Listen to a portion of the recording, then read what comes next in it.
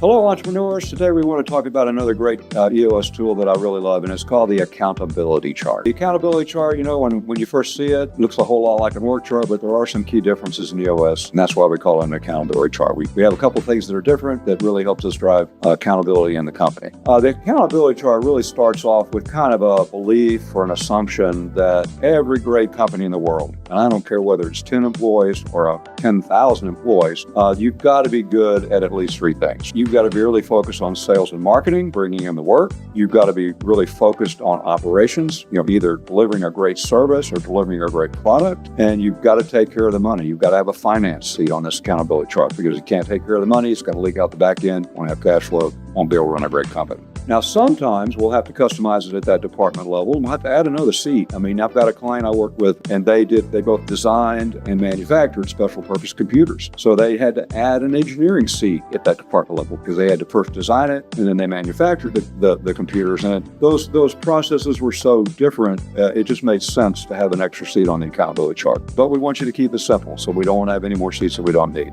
Now, there's another seat that is really, really key in an accountability chart. It's right above that department level. We have to have another seat above that, and we call it in EOS the Integrator. Now, you notice I haven't said sales and marketing director, operations vice president. We don't really like titles in EOS. We like to put the functions on the accountability chart. Yeah, for the outside world, you're going to need a business card with a title, but internal to the companies, they just drive egos. So we just really want to make sure we're using this accountability chart to really show people what everyone owns, what roles they have. This integrator, let's go back and talk about that. This integrator is the glue of the company. It's the orchestrator of the departments. It's the get down in the weeds, roll up your sleeves, detail-oriented, day-to-day management person that makes sure that your department level leaders are really working well together. We call it orchestrating all the departments in the company. A great integrator is going to be the person that just is maniacal about the P&L and the business plan in the company. Now, sometimes there's one other seat in a company, and if it exists, we got to call it out, and we call that the visionary. And the reason we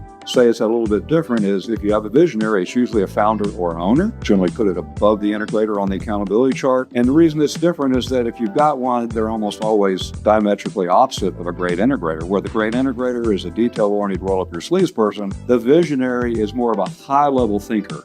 This is the person that has the great ideas that really propel the company forward. They generally are just right, and they just really know everything about the market, and they're in the middle of the big relationships in their market with both their customers and vendors and everybody in that market. They just really know everything about that. So if you got a visionary, we need to call it out, put it up there, and we've got to then talk about another thing that makes this an accountability chart is we add what we call the 5 major roles for each seat. So right there on this chart, we put on the chart what are each one of these seats, what do they own, what are they responsible for? And we put it on there so you can just go to this chart, look at it, and you've got complete clarity about who's doing what in the company. That's the one thing that makes this an accountability chart, because we really tell what people are accountable for. The other thing we have a saying in EOS is you can have a person in 2 seats. If you have a small company, sometimes the integrator might also be sitting in the operations seat. Sometimes the visionary might also be sitting in the sales and marketing seat or the finance seat, but you can never, ever, ever have 2 people in 1 seat. If you've got 2 people in 1 seat,